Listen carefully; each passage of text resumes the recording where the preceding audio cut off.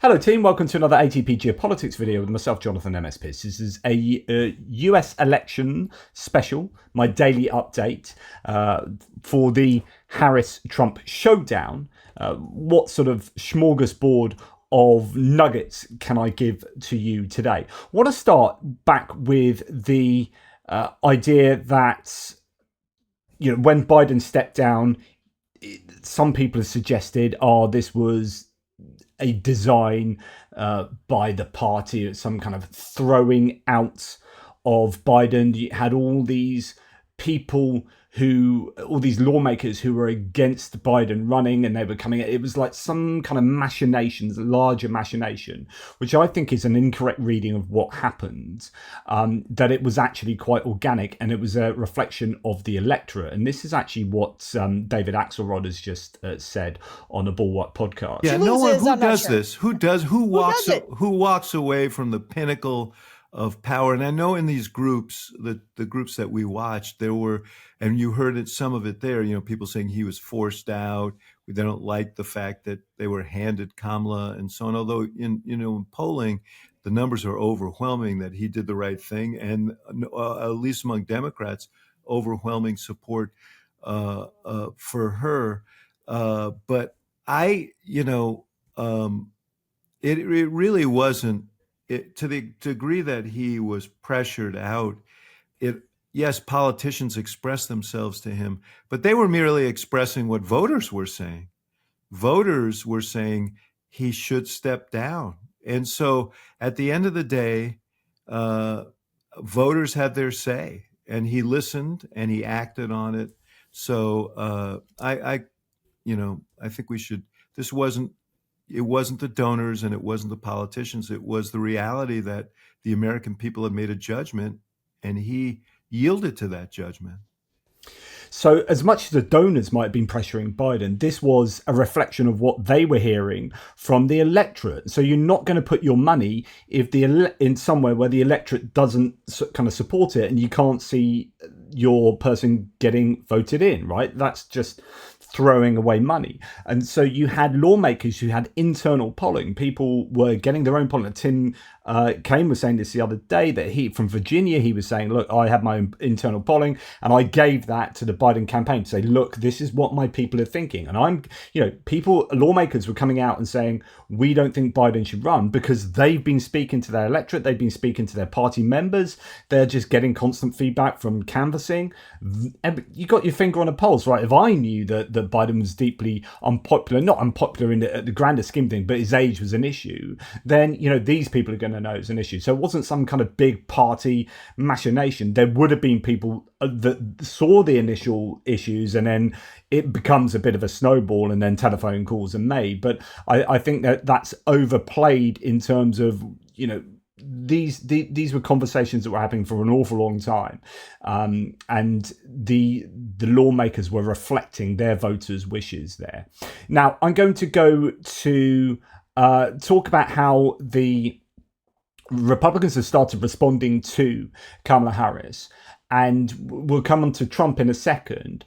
But there's been this slew of people that have come out and said really pretty egregious things, or I told you about Tim Burchett saying she was a DEI hiring, but of course you can say that about any politician that's elected or selected for a position like vice president. Like, you're always going to get them in to represent Pennsylvania, or a white man, or Christian, Mike Pence, evangelical Christians, right? That's not a DEI appointment. That's not a DEI hire. It's strategic, right? So it's all about strategy. But you had Tim Burchett coming out saying that. You had JD Vance saying, she should be thankful. You had all these kind of rather dubious things being said about Kamala Harris. And some of them are pretty bad. And this is, like, Sebastian Gorka is one of the worst humans in the GOP landscape, but this is what he had to say. He had to say about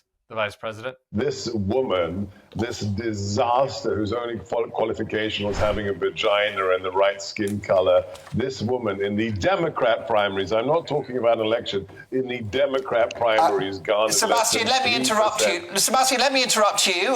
That's pretty unkind language about the vice president. This is an accomplished lawyer and senior politician, and the vice president of your country. Do you wish to take back that rather sexist remark? No, I don't. It's a statement of fact. She is the DEI hire. She's the diversity, equity, inclusion hire. Colored is not really. And, Sebastian Gorka there just saying it how he thinks it is. And, of course, that's probably a representation of what many in the party think. We're going to go to see what Trump himself thinks now with some Trump opinions just a little bit later here. Constant. Then you got Trump himself.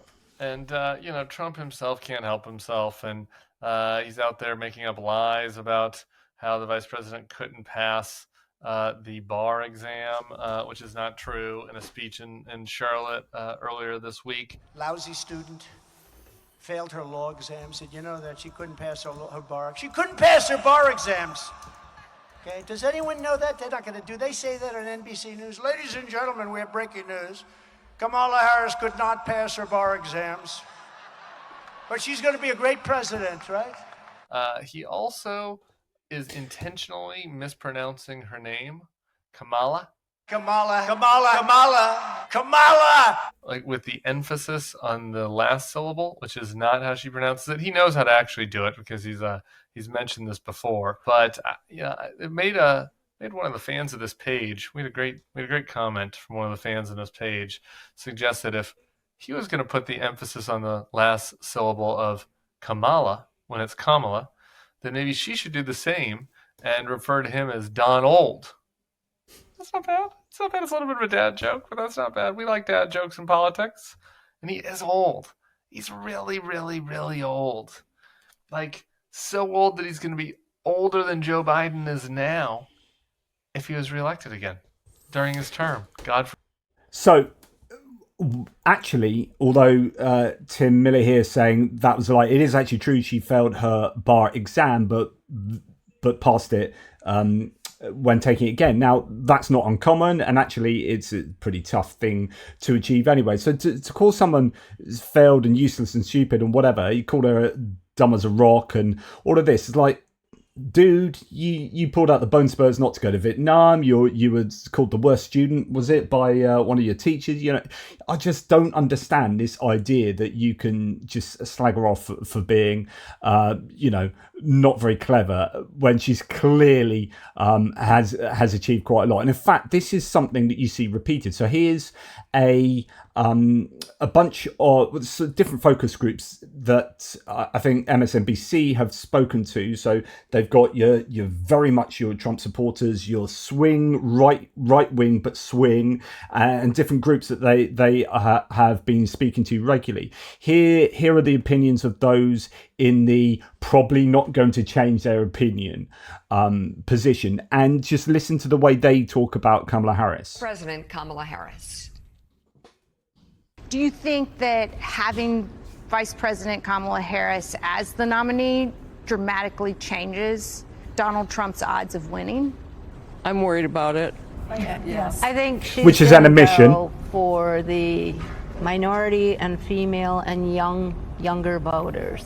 Progressive. Everybody's excited about her. Right. And that scares me. Right. Because Trump has to reconfigure where he's going and how they're going to outsmart her. How do you perceive Vice President Harris compared to President Biden in terms of competency and experience? I think she's worse. She doesn't even know what's going on at the border. Right. And that's what she was supposed to be doing and in charge of. I mean, as a school teacher, if I did not do what I was supposed to be doing, you better believe my job would be in jeopardy. Well, So you can tell that Republicans are going to go hard on her on immigration and the border, and for her being the supposed border czar, and that not being a hugely successful area for the Democrats. But then the Democrats can come back and say, well, hang on, we can only pass what you guys in Congress allow us to pass. And if you guys came together with us in like Senator Langford and devised the strongest border bill known in American political history, and you then don't allow that to pass because Donald Trump says don't solve the border problem because we need that to still be a problem so we can campaign on it, then there's a comeback there. Like, Harris can only do what Congress passed to a large degree. So yeah, but this is definitely going to be somewhere where they are going to focus. Oh, it isn't. It not only was her job not in jeopardy, she was just handed a promotion. Is there anyone that Kamala Harris could appoint as her vice president that you would find reassuring, would make you consider voting for her? No. I would know RFK Jr. way before her. Yeah, absolutely. Yeah. And she's not the first woman to run for the presidency, Hillary Clinton. I'm assuming no one voted for Hillary Clinton in 2016. So it's not necessarily going to sway you to vote for a woman in office. When do you think America will have a female president? When there's a competent one. I don't get a good feel for her. I think she's an idiot. Right. Mary, why do you think that she's not that bright? Because she hasn't done anything in the time that she's had. We don't know. So this is a really interesting angle that they keep taking, and you can see it comes from Trump himself. She's dumb as a rock. Like, she's an idiot. Why is she an idiot? Because I haven't seen her do anything. So because you haven't seen her do anything, I mean, you've never seen me do anything. Am I an idiot? Like, on account of the fact that you've not seen enough of me? Like, the question is, why haven't you seen a lot of her? Is that due to you watch Fox News and they're not going to talk hardly at all about Kamala Harris, and they're certainly not going to paint her in a good light? So there's a question about information spaces here, and this kind of feedback loop, and echo chambers. But also, like, she has been off around the world at the Munich Security Conference. How much do you keep a tab on what goes on at the Munich Security Conference? Right, that's the sort of stuff she's been doing. Like, is she an idiot because you hadn't seen her doing that? So there's some really interesting ideas here. Know anything about her as far as her in the time that she's had. We don't know anything about her as far as her 3 years so far. So we don't know anything about her translates to literally she's an idiot. In the White House, she's not real smart. That's my opinion. So we don't know anything about her. So you've just admitted you don't know anything about her. She's not that smart. How do you know that if you don't know anything about her? So there's some really like problematic opinions here. Like, basically, you don't want to like her. You think she's dumb because Trump's told you she's dumb, and she's not very smart, even though she's been a prosecutor for how many years? Like, what have you achieved? Like, I don't know. You may be super smart, but I wouldn't say you're stupid and dumb on account of me not knowing you. But I would also question how you can how you can be, say, super smart by casting such naive and simplistic assertions. It could be wrong. If Vice President Kamala Harris wins the election, do you think that will be an honest result? No. No one respects her. So by default, it's impossible for her to win the election. It's impossible for Harris to win the election and it be a fair result. It literally can't happen.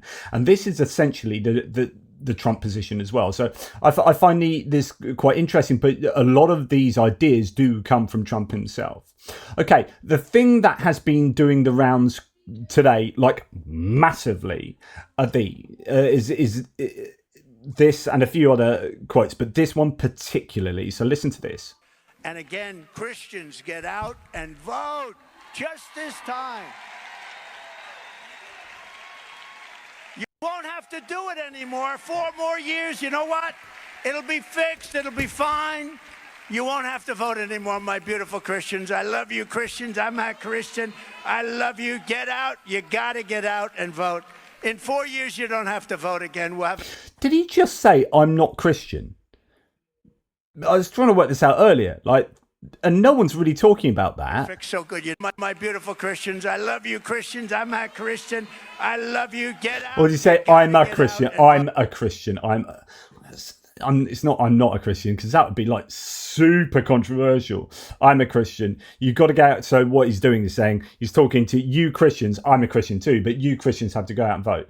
And you won't ever need to vote again. You won't have to vote anymore. In 4 years, you won't have to vote again. In 4 years, you don't have to vote again. We'll have it fixed so good you're not going to have to vote. We'll have it fixed so good you won't have to vote. So lots of people are going nuts about this. Maybe for the right reason, maybe for the wrong reason. But even if it's the wrong reason, it's kind of the right reason to get annoyed. Because, okay, so either he is advocating that he's going to have a full-on dictatorship where you don't need to vote again because I'll be in and it's exactly what you want and you ain't going to get rid of me. We'll get rid of the term limit, and in fact, we'll get rid of voting as well because that's for losers. Okay, so if that's true, if that's what he means, then that is deeply disturbing, right? And everyone should be absolutely going nuts about that.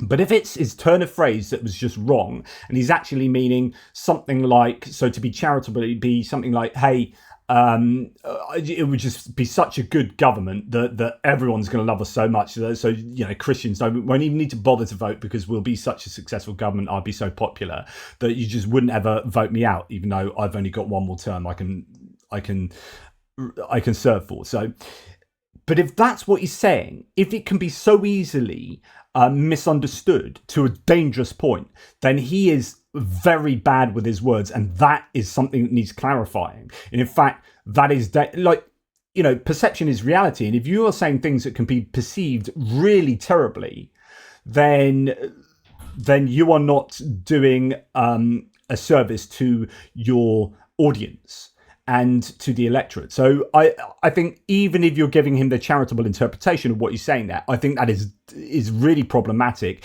and you just cannot get away with that sloppy verbiage.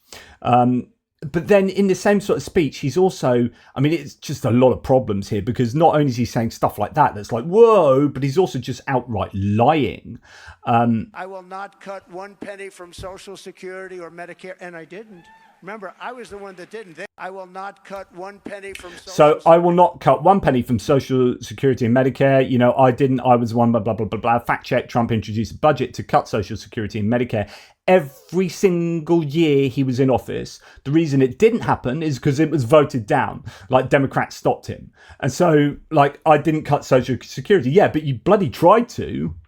So again, I've talked previously about lying, about people just overtly lying or twisting stuff so badly that you are effectively lying to your audience, and there's no comeuppance to that. And so his audience is yeah, brilliant.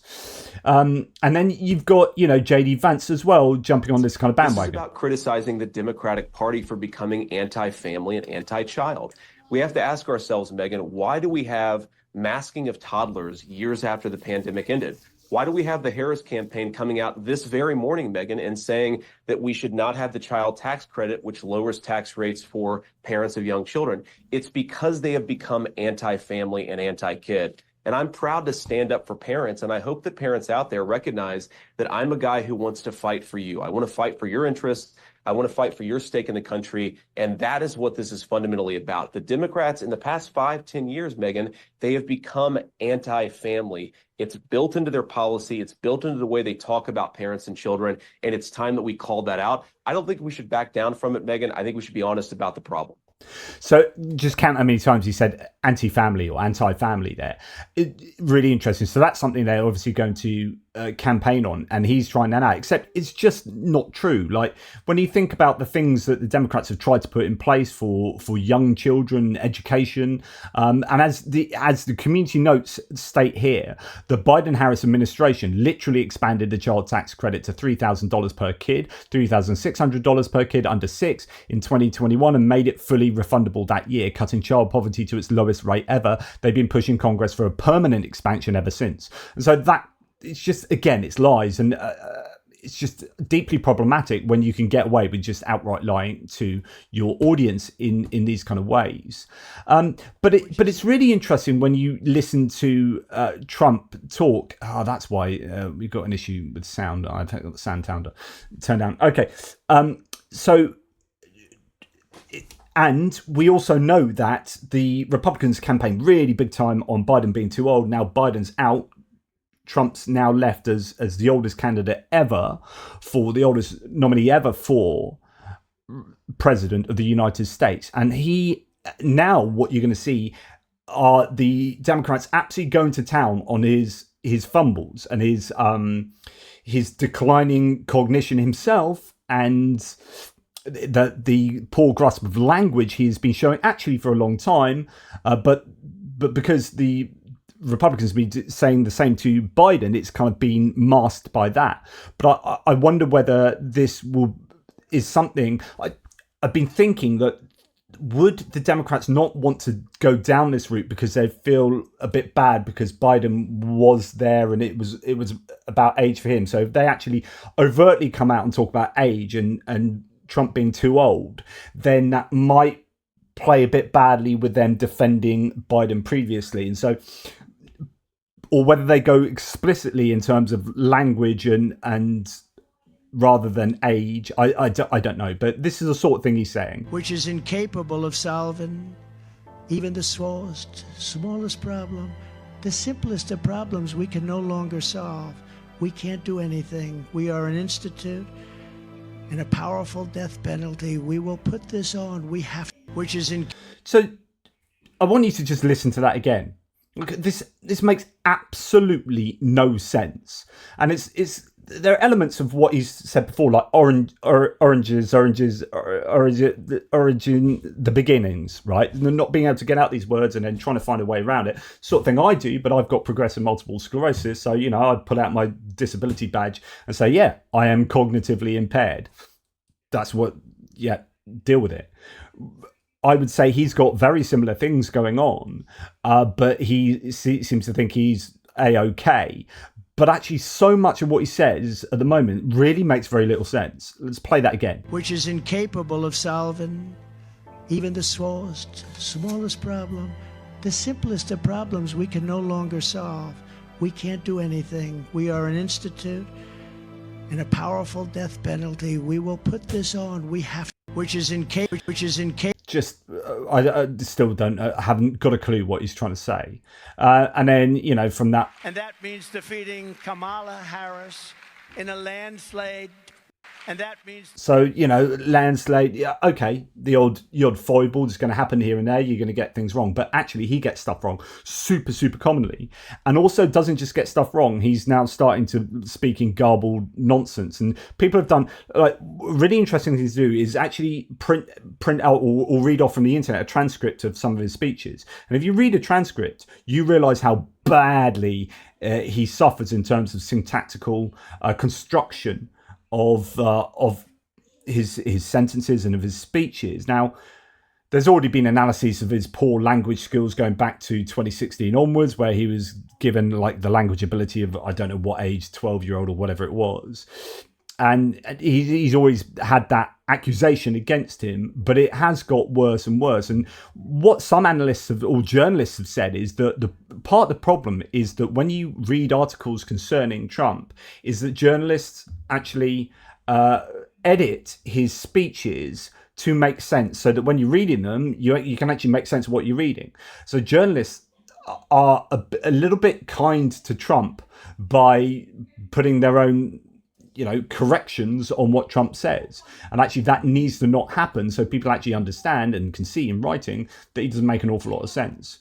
And then we can get onto going back to what we were talking about previously with regard to his It was so bad, and they his slagging her off and not being this unifier that he said he was going to be. And he said that publicly. He said, when I shot, people saying you're going to be this unified, be this kind person, but do you want the nice Trump or the nasty Trump? I'm going to be the nasty Trump. In other words, it lasted a couple of days, the whole attempted assassination thing, before he said, yeah, I'm just sod it, let's just business as usual. It was so bad, and they pretended it was good, and they're doing the same thing with her. She was a bum 3 weeks ago. She was a bum, a failed vice president in a failed administration. It was so bad. And then there's this nugget. So we have Trump saying this about Harris. The concept, but she's totally against the Jewish people, and it amazes me how Jewish people will vote for the Democrats when they're being treated so disrespectfully and badly. It amazes me.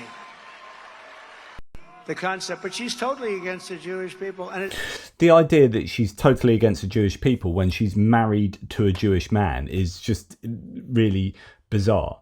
As Republicans against Trump said, Donald Trump on Vice President Harris, she's totally against the Jewish people. This would be news to her Jewish husband and her stepdaughters. So yeah, it's kind of weird. But then they are trying every angle they can get to hit Harris and do hits on her, so to speak. And talking about Jewishness, it's really interesting that one of her top picks for vice president, the one that is at the top of most people's lists, although it seems that Mark Kelly's now really in the running. So Shapiro, Mark Kelly, I know some people think Pete Buttigieg, I'm not so sure. I mean, I really like him, but I don't know that he'll get the pick, although he's not a serving sort of politician, so he doesn't have to give up and have someone replace him, thus being an unknown in whatever area it might be. So there is something else going for Pete Buttigieg, other than he's a pretty useful public figure in the way he debates and carries himself, particularly on TV. Like every time he's on Fox News, he absolutely rinses whoever he's talking about or to, Pete Buttigieg. But anyway, Josh Shapiro, who is at the top of most people's list for potential VP, is a Jewish Pennsylvania governor, or the Pennsylvania governor. And as I mentioned here, contender for the Democratic vice presidential nomination. He's defended Kamala Harris's remarks on the Gaza war. So as I spoke about yesterday, she has to weave this very careful line between the two competing sides, Israel and the Palestinians. And there are people in her own party who are pro-Palestine and people who are pro-Israel. And then you've got the wider electorate and country. And so she's having to play it carefully. And she did that, I think, as well as she could have done in that speech, talking about her chat with Benjamin Netanyahu. And Josh Shapiro has come out and actually defended her, saying that Harris, quote, spoke about Israel's right to defend itself, the need for the hostages to be returned home, and that it's necessary in order to achieve peace in the Middle East. Adding, she was right to shine light on the suffering of innocents in Gaza, and I thought she was right to lay it out in the way that she did. That has always been my view, stretching back long before October the 7th, that we need a two-state solution, Palestinians and Israel living side by side in peace. I think we also have to speak the truth about the fact that Benjamin Netanyahu, I believe, has been a dangerous and destructive force and someone who has blocked peace in the Middle East. This is fascinating because I was talking about how Shapiro might not be a sensible choice precisely because he's Jewish, and that might inflame the left of the Democratic Party, who are dead against what Israel is doing with regard to civilians in Gaza. Irrespective of what you might think and what the truth of the matter might be, the perception within a certain element of the Democratic Party is important, because if you lose some of those votes, they might go to a third party like Cornel West or RFK Jr., then you lose important votes in important places. But on the other hand, if you play to those people, then you lose other Democrats who are like, well, we're pro-Israel and so on and so forth. So it's just really difficult. Well, you've got Josh Shapiro coming out and saying, look, I'm Jewish and I think this is the sensible way to go. And it's like, I am pro-Israel, but I also think there needs to be a two-state solution. And I also think Benjamin Netanyahu has been dangerous and destructive force.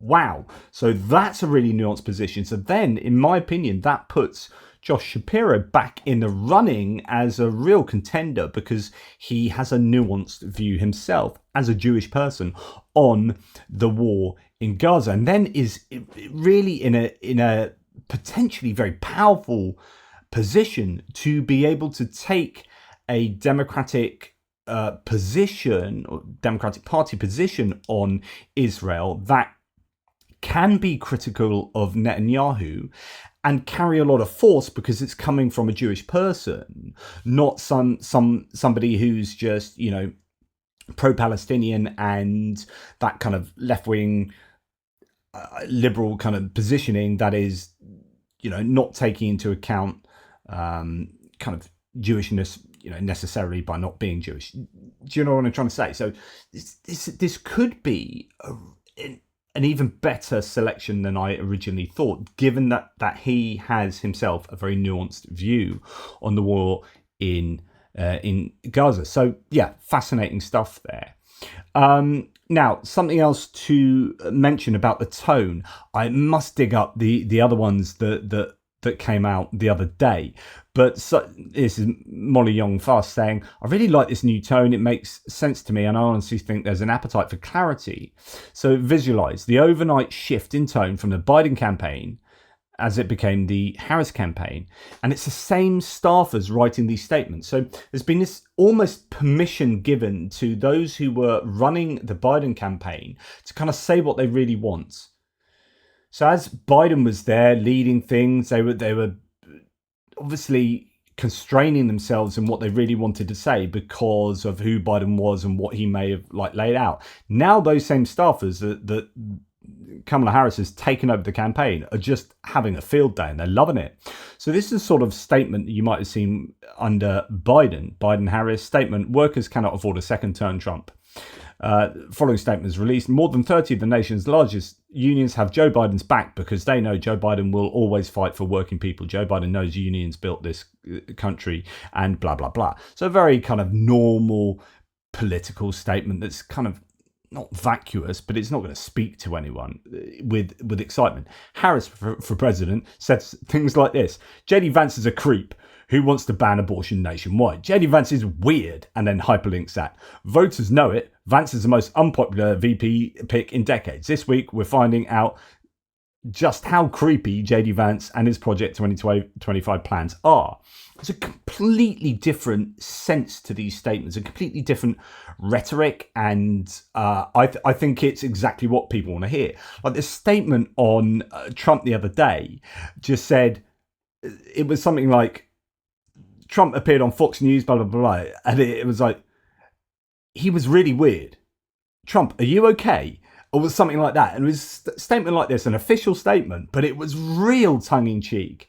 And I must dig it out for you because it was absolutely on point. And the bullet points that it went through to show how weird Trump was being on TV is exactly right. And it's exactly what I think the campaign needs, that kind of brutal honesty that's going to have purchase. But it's not always going to be about, being negative and taking Trump to task. And by the way, I want to do a thing on Project 2025 to just explain what that is.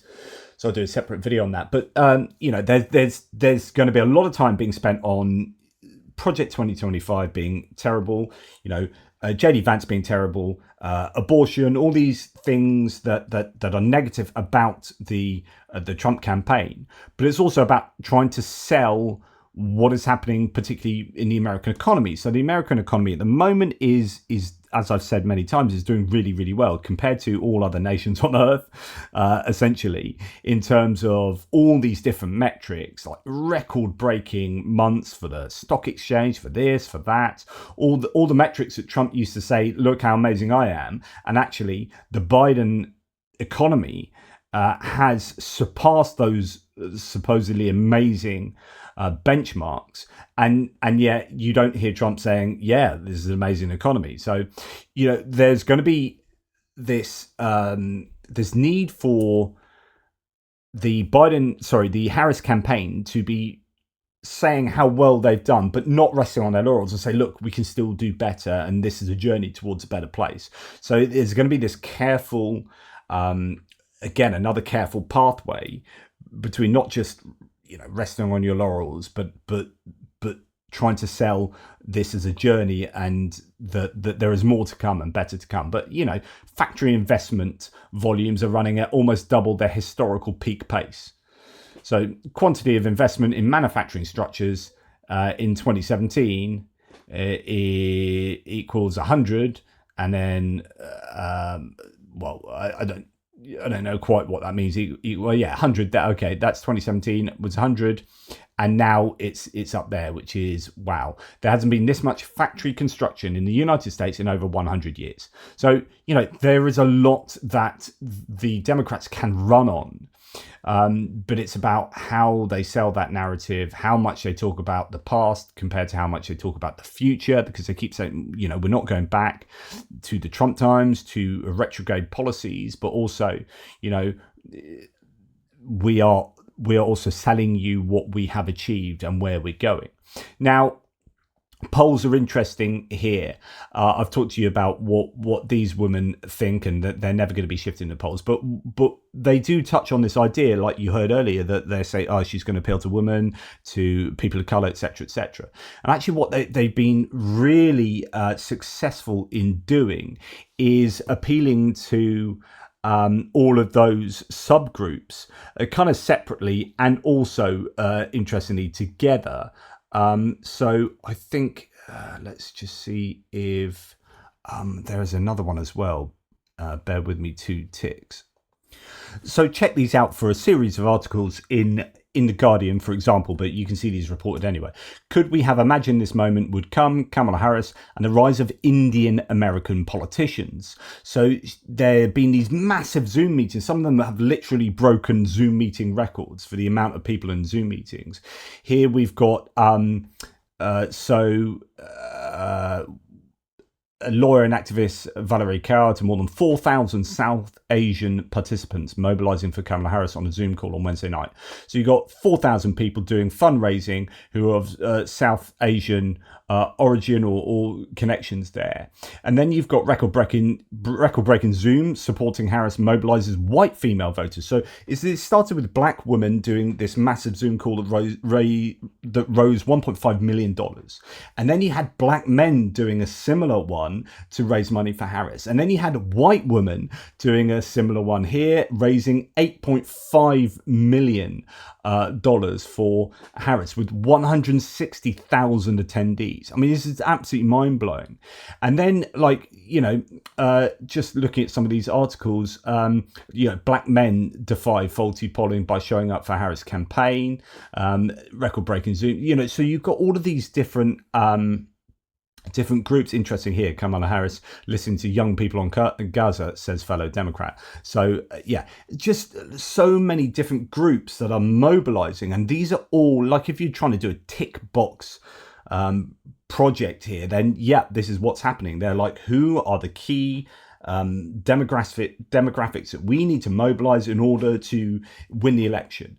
And they are doing this it appears, and like, on the one hand you might say systematic, but on the other hand I think it's organic, and it's coming from the people. It's not coming from top down. It's actually coming from bottom up. And that's really, really important. And it goes back to what Axelrod was saying about how this wasn't some top down move. You can talk about Obama. You can talk about people getting annoyed with Biden wanting to stay in. But at the end of the day, a lot of these opinions were coming from the bottom up, and they were reflections that then came from the top.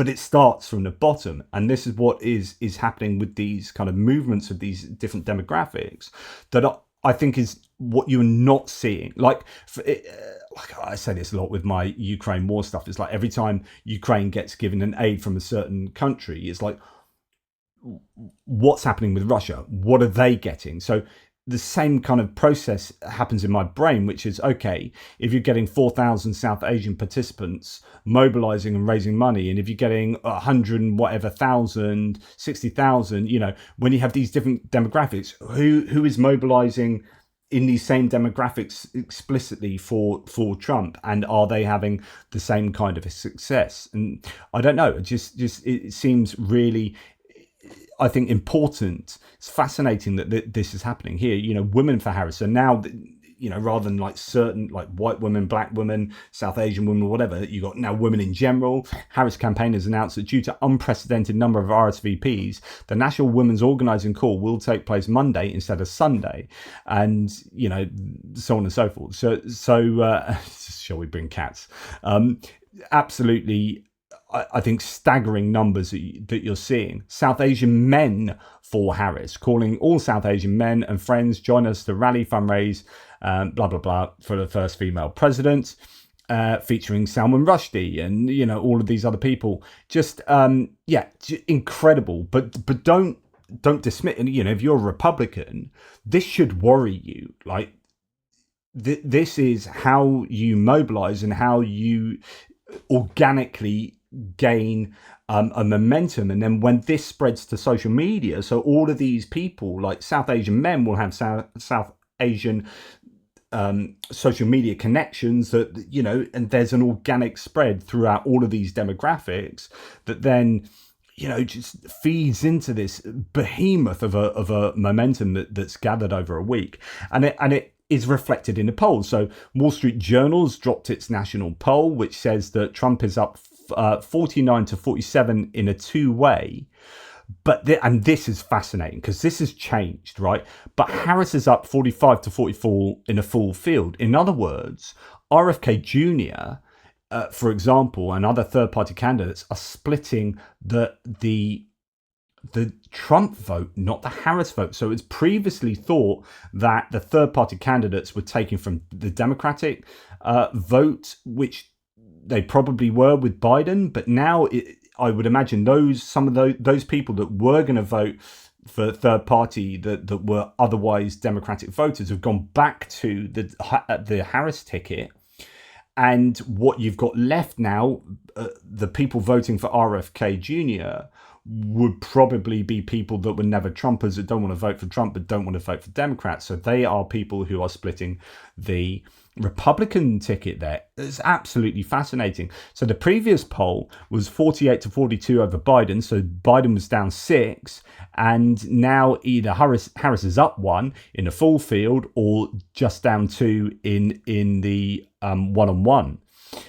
Absolutely fascinating. Then, and this is the important stuff. Now, this is early. All the caveats apply. These things will change, but I think they'll only change for the better for Harris unless Trump gets in some really successful campaigning. And we'll have to see what it turns up. But Minnesota, Harris is up 6.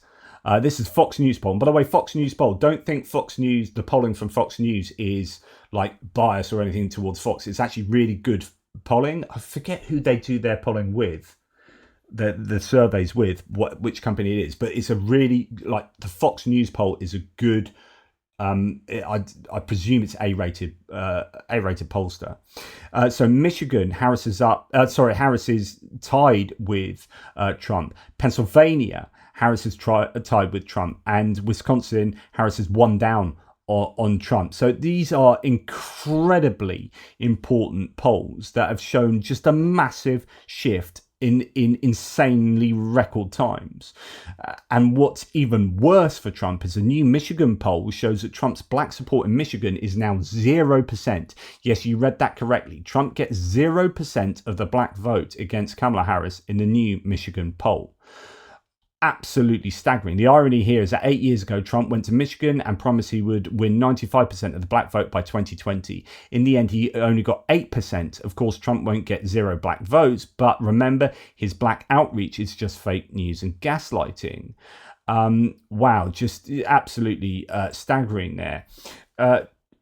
And by the way, that 14% of Michigan's population are black, so that is a big deal. Now, are they all registered? Are they likely voters? Well, this is the kind of campaign that is appearing to be whipping up support.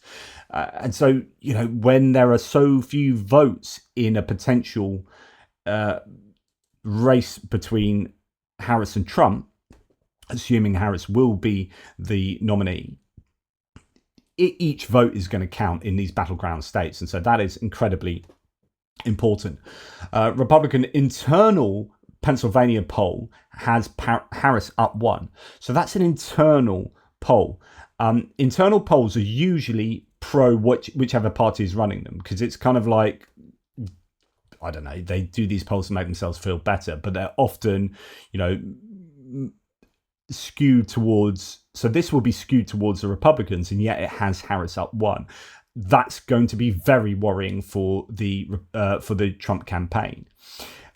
Monumental shift in the Axios poll of voters under 34. Biden's led Trump by only 6. Harris now leads by 20 points. That's a 14-point shift in voters under 34, according to an Axios poll. If Harris stands up to Netanyahu and puts forward a bold climate plan, she could be on track for some historic youth vote numbers. That goes back to the importance of her positioning on Gaza. You saw that there's that article in The Guardian talking about how she's speaking to the young people to try and get her sense of where she should campaign here. But she's obviously going to be very cognizant that she doesn't want to go too much that way. And so someone like Josh Shapiro could be the answer there. I don't know if the young pro-Palestinian people but I don't know, like, are they going to see his point of view? Well, actually, if he's saying what he said that we saw earlier, then I think that's eminently sensible. So yeah, you've got really good news from the polls for Harris at the moment. And the point about this is, as Lakshya Jain says, Kamala Harris has taken a race where Biden was flagging horribly and trailing by 5, and has more or less restored it to 2016-2020 levels overnight, at least in swing states. And that's pre-convention and pre-announcing the VP. Remarkable, and once again shows the problem was Biden's age. So this is a very important point. So if you are someone that still thinks Biden could have won it, like, Harris has done this, and she's not particularly changed any policies, like, massively. Okay, she might be slightly more nuanced on Gaza, but that's just by some comments she's made after the Netanyahu meeting. Essentially, this has changed merely on account of moving from Biden to Harris. And that's it. And so really it was about, Biden did a great job, I think, as president, but people genuinely thought he was too old. Now, the flip side here, so here's the most right-wing polling organisation, Rasmussen. They are exceptionally pro GOP. And they've said, anyone who wonders whether to believe polls like ours with Trump beating the snot out of Harris, or those with Harris slightly up, know this: the betting odds haven't changed. I'd like to see, so their betting odds still have Trump up 62 to 35, changing a little bit, but still, that's a massive advantage for Trump. I'd like to see that now, actually. I'd like to see if that still holds and what the latest is, and, where they've got that from. Anyway, always look at the betting odds, because that's where people put their money, and it's not just on what I want to hear and what I want to be true, but it's what's more likely actually going to happen based on good data to inform, like, betting odds. Right, so the essential point there is the polling at the moment is looking increasingly in Harris's favour, and this should be getting the Republicans rather scared. And it's going to be fascinating to see how they tackle Harris from a campaign point of view, from an advertising point of view, how hard they go on Harris, because the harder they go on certain elements of Harris, the more you might see some pushback. They are going to go, of course, as I mentioned, hard on immigration, on her. I think they're going to go her as a liberal lawyer. So they're going to say she was actually, too liberal and not strong enough on being a prosecutor, rather than play up her prosecutorial background. Because they could go down the path of like, here's a woman of color who's prosecuted lots of people of color, and actually she's not your friend. Or actually they're probably going to go the other side of that, which is she was too liberal. Right, we're going to talk just a little bit more about JD Vance, because he's a gift that keeps on giving. This VP pick could not be going any better. So there are all these weird stories out about him having sex with the couch and dolphin porn, and all these stories that some supposedly come out of the book that he wrote, Hillbilly Elegy. But these things are invariably not going to be accurate. You would of course conclude, but it is they're doing an awful lot of damage. These kind of organic internet memes that are coming out that are just. He is an absolute liability, I think, for the GOP, to the point where there are people sounding out whether they can get rid of him already, and that some of that is coming from Republicans as well. This is just a great editor's note on the end of an article. Editor's note: this headline and story have been updated to reflect that there's no definitive proof Senator JD Vance searched for, quote, dolphin porn. Like that, you would have to add that to a story, means that, well, this is just absolute all the Christmases at once for the Harris campaign. It's just like hilarious, but damning for JD Vance. And he keeps saying like the wrong things. So JD Vance responds to the backlash to his childless cat ladies comment by apologizing to cats and then doubling down on attacking women. Although he has come out subsequent to this and like refined his comment, qualified his comments even more. Obviously, it was a sarcastic comment. I've got nothing against cats. I've got nothing against dogs. I've got one dog at home, and I love him, Megan. But look, this is not... So the childish cat ladies, he's apologizing to cats and dogs, but not to women. Just incredibly bad optics. Obviously, it was a sarcastic comment. I've got nothing against cats. I've got nothing against dogs. I've got one dog at home, and I love him, Megan. But look, this is not... People are focusing so much on the sarcasm and not on the substance of what I actually said. And the substance of what I said, Megan, I'm sorry, it's true. It is true that we obviously... So, and unfortunately it's cut off there, but it'd be nice to get the full lot there. But the idea is like, people weren't upset about cats. You were having a go at women and women who are not having children. But the way he frames it was not clear, to the point where he's had to subsequently come out and be even clearer. Vance clarifies his problem is not with cats but with women, as mentioned here. Sorry, it's true. Substance of what I said, Megan. I'm sorry, it's true.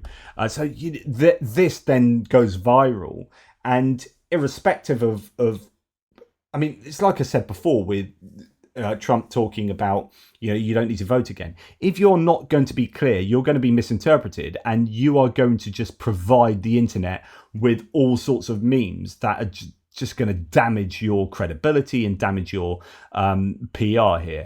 And he's already not in good books with women anyway, as we can see from what he said here. And this is one of the great tricks that I think the sexual revolution pulled on the American populace, which is this idea that, like, well, okay, these marriages were fundamentally, they were maybe even violent, but certainly they were unhappy. And so getting rid of them and making it easier for people to shift spouses like they change their underwear, that's going to make people happier in the long term. And maybe it worked out for the moms and dads, though I'm skeptical, but it really didn't work out for the kids of those marriages. And I think that's what all of us And this is something he's thought for some time, right? This is not a new thing that's been leaked recently, but he has very often advocated for people staying in violent marriages for the sake of the children, because he says, I don't know if he's got any data for this at all, but it's like, it might be good in the short term, but for the long term, children are getting damaged. So you should stay in a violent marriage for the sake of the children. I don't think that's going to go down well again with women voters. So you've got this problem with this demographic that's super, super important, that Harris herself is obviously a member of, that is just, you're thinking about the middle. You're not thinking about your people. You want to be attracting people from the middle. And they're just ensconcing themselves further and further into this demographic and electorate that is not persuading people outside of that very kind of those very small confines over there. So yeah, just very bad strategic decisions have been made regarding Vance. And then there's Project 2025, which is incredibly worrying. As I say, I'm going to do a piece on that.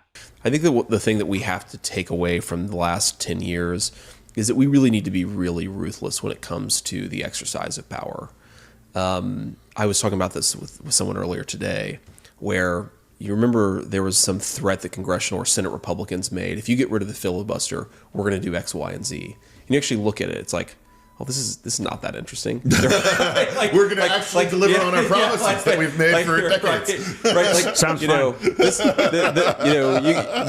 is the threat. If you get rid of the filibuster, we're going to do this stuff. Like, they're talking about expanding the Supreme Court. They're talking about adding, 2 senators from heavily Democratic places. You get rid of the filibuster, we'll actually deliver on defunding. We'll do what the base has been telling us that we don't want to do. Yeah. So I think, look, I am a cynic about this and maybe even a little bit of a pessimist, but I think the challenge confronting American conservatives is that we have lost every major powerful institution in the country, except for maybe churches and religious institutions, which of course are weaker now than they've ever been. We have lost big business, we've lost finance, we've lost the culture, we've lost the academy. And if we're going to actually really affect real change in the country, it will require us completely replacing the existing ruling class with another ruling class. I say that knowing and hearing myself, it sounds really hard. It is really hard. But I don't think there's like a detente with these people. I don't think there's sort of a compromise that we're going to come with the people who currently actually control the country. Unless we overthrow them in some way, we're going to keep losing. And that. So he's advocating overthrowing, he's purging. It's back to this idea of purging the government, purging the country, purging culture, purging all these institutions and replacing all these human beings with other more conservative human beings. There's something called Schedule F, which is part of Project 2025 that Brian Tyler Cohen is often talks about, which is deeply worrying.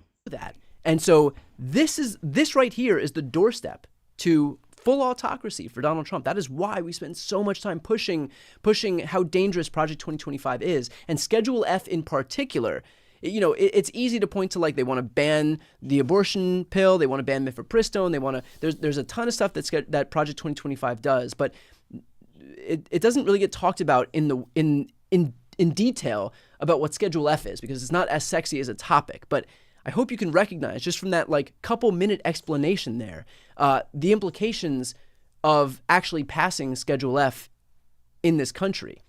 So what is Schedule F? So he's very big on Schedule F, and it's this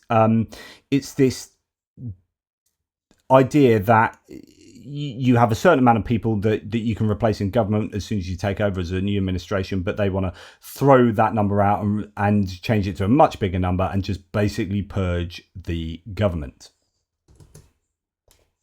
I've said this before, and I think it's worth repeating here, but there is a reason that Donald Trump and J.D. Vance and the rest of these Republicans who are backing him up want to install the Project 2025 agenda. And that is precisely because he's not lying when he says that they'll have it fixed and that there won't be the opportunity to vote anymore. You won't even have to worry about voting. Just make sure you do it this one time. It's because and if some of you have heard this, I think it's absolutely worth hearing again. I'll make this a 60-second pitch. Donald Trump wants to install what's called Schedule F. It was an executive order he tried passing once in October of 2020. It didn't go into effect, and Joe Biden would ultimately put a rule in place that would prevent this from happening. But of course, rules are only worth, the paper that they're printed on when it comes to Donald Trump. So Schedule F, what it would do is it would turn hundreds of thousands of career civil servants in the government into political appointees. So right now, when a president enters office, he can replace about 4,000 people out of hundreds and hundreds of thousands. He can replace 4,000. Donald Trump wants to make it so that hundreds of thousands of people you can immediately replace. They don't have job protections. You can replace them. They are immediately replaced by political appointees. That means that the DOJ, the FBI, the IRS, the FCC, all of those people are no longer protected. They just are replaced in one fell swoop by Trump loyalists, by Trump mouthpieces, by sycophants who will do his bidding. So think, for example, about what happened in 2020 when Trump's lackeys came out and said we think there was fraudulent voting in Detroit, and so those votes need to be thrown away.